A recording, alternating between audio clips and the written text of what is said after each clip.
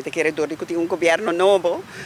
esa que está un hobby bom oportunidade, nós tursa com o setor hoteleiro, toda a fundação de nossa economia, de nossa indústria turística. Na era 50, ora começar com a indústria, depois na 80, ora expandir a indústria, tanto com inversão de hotel, por desenvolver setor de turismo na Aruba, que é importante para o setor e agora tem uma colaboração, tem uma conversação com o governo para alinhar a visão, para por share que está preocupação, mas também que está solução,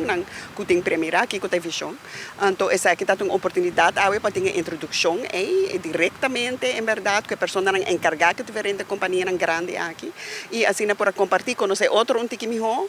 para assim por ter uma conversação mais produtiva no futuro também. Me quero sempre é importante para ter esse tipo de conversação aí e agora especialmente para Aruba tem um reto, especialmente na indústria de turismo. Nós temos vários retos atualmente que é bom para nós conversar e mirar com nós por colaborar.